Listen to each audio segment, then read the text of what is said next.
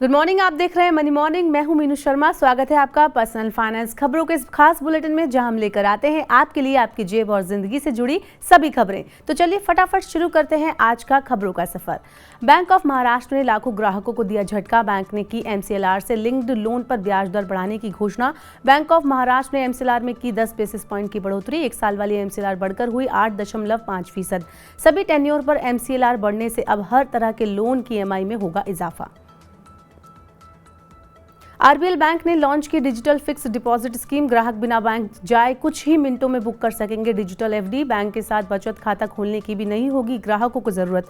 पहली बार बैंकिंग सेवाओं का लाभ उठा रहे ग्राहकों को होगा फायदा। FD ग्राहकों को मिलेगा एक इंश्योरेंस कवर भी। RBL बैंक डिजिटल FD निवेशकों को देगा एक आकर्षक investment option. National stock exchange ने निवेशकों को शेयर बाजार में गारंटी शुदा रिटर्न वाले अवैध डब्बा ट्रेडिंग चलाने वाले लोगों के खिलाफ किया आगाह। डब्बा ट्रेडिंग शेयरों में कारोबार का है एक अवैध रूप। नितिन शांतिलाल नगदा और नरेंद्र सुमारिया कर रहे हैं डब्बा ट्रेडिंग का संचालन। इस तरह की सभी योजनाएं या उत्पाद हैं गैर कानूनी। इन योजनाओं से जुड़ने वाले निवेशकों को हो सकता है भारी नुकसान। केंद्र सरकार ने काम के घंटों में बदलाव करने का दिया सभी राज्यों को निर्देश। पूरे देश में हीट वेव के चलते सरकार ने उठाया ये कदम। उत्तर भारत में भीषण गर्मी से बचने के लिए सभी क्षेत्रों में कर्मचारियों और मजदूरों के काम के घंटे बदलने की दी गई सलाह। श्रम मंत्रालय ने गर्मी से बचने के लिए उचित और पर्याप्त इंतजाम करने के भी दिए आदेश। सभी नियोक्ता, कंस्ट्रक्शन कंपनी और उद्योगों को करना होगा इसका पालन। हिमाचल प्रदेश में 1 अप्रैल 2023 से बहाल हो चुकी है पुरानी पेंशन योजना। राज्य के कर्मचारियों को नेशनल पेंशन स्कीम में नहीं देना होगा योगदान। राज्य के मुख्य सचिव ने की पुरानी पेंशन योजना लागू करने की अधिसूचना। विधानसभा चुनाव में कांग्रेस ने पुरानी पेंशन योजना को फिर से बहाल करने का किया था वादा। नियम तोड़ने वालों के खिलाफ कड़ा कदम उठाएगा ट्विटर। ट्विटर ने अपनी नीतियों में किया बदलाव। नियमों का उल्लंघन करने वाले ट्वीट्स की पहुंच को किया जाएगा सीमित। इसके साथ ही घृणा फैलाने वाले ट्वीट्स मिलने पर उनकी मौजूदगी को किया जाएगा सीमित। बाद में उस पर लगाए जाएंगे अन्य प्रतिबंध। अरहर और उड़द दाल के भंडार पर नजर रखेगी अब सरकार। व्यापारियों को करना होगा अपने दाल भंडार का सही तरीके से खुलासा। ऐसा नहीं करने पर राज्य सरकारें अघोषित स्टॉक को जब्त करने जैसी कर सकती हैं कड़ी कार्रवाई। जानबूझकर खेप की निकासी में देर करने वाले आयातकों पर सीमा शुल्क विभाग करेगा कार्रवाई। इस साल दाल उत्पादन घटने से कीमत बढ़ने की भी है आशंका। कर्मचारी राज्य बीमा निगम ने फरवरी महीने में जोड़े 16 लाख से ज्यादा नए सदस्य। ESIC के तहत फरवरी में 11,000 नए प्रतिष्ठान हुए पंजीकृत। ये प्रतिष्ठान अपने कर्मचारियों को देते हैं सामाजिक सुरक्षा। कुल 16,03,000 कर्मचारियों में 25 साल तक की आयु के हैं 7.5 लाख सदस्य। इससे पता चलता है कि देश के युवाओं को रोजगार के मिल रहे हैं अच्छे अवसर।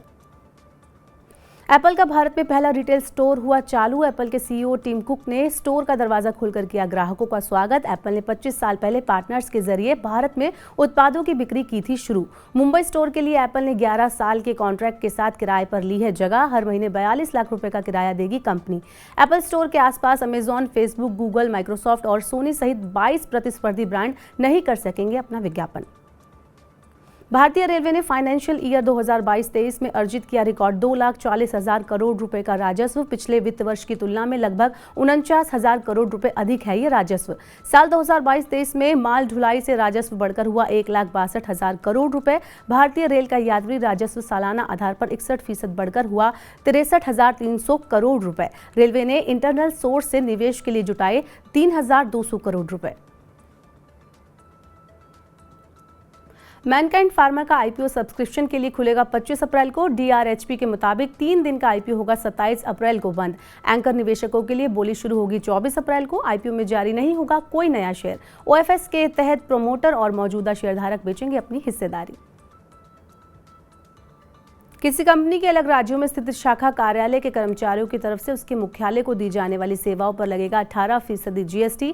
एडवांस रूलिंग प्राधिकरण ने सुनाया फैसला। अगर एक ही संस्था के 2 पंजीकरण नंबरों के बीच सेवाओं की आपूर्ति होती है तब भी उस पर लगेगा GST। टाटा मोटर्स लेकर आएगी अल्ट्रोज का CNG version. Twin cylinder technology के साथ आने वाली पहली कार होगी टाटा अल्ट्रोज। इसमें होंगे 30-30 लीटर के 2 CNG cylinder. Twin cylinder technology से कार के बूट स्पेस में नहीं होगी कोई कमी। 19 अप्रैल को कंपनी लॉन्च कर सकती है अल्ट्रोज CNG। टाटा मोटर्स ने अल्ट्रोज CNG कार को ऑटो एक्सपो 2023 में किया था पेश।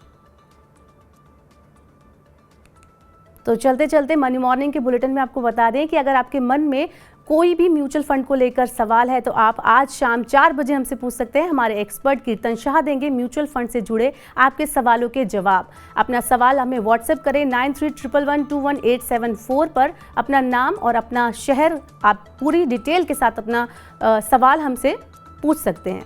इसके साथ ही आपको बता दें कि अगर आपके मन में शेयर मार्केट को लेकर कोई भी सवाल है तो आज 1 बजे आप हमसे पूछ सकते हैं। तो आज की बुलेटिन में बस इतना ही। अपने काम की जरूरी खबरें और महत्वपूर्ण खबरें देखने और समझने के लिए सब्सक्राइब करें हमारे यूट्यूब चैनल को। पर्सनल फाइनेंस से जुड़े खास कार्यक्रम देखने के लिए आप मनी9 के ऐप को जरूर डाउनलोड कर लें। बने रहिए मनी9 के साथ। नमस्कार।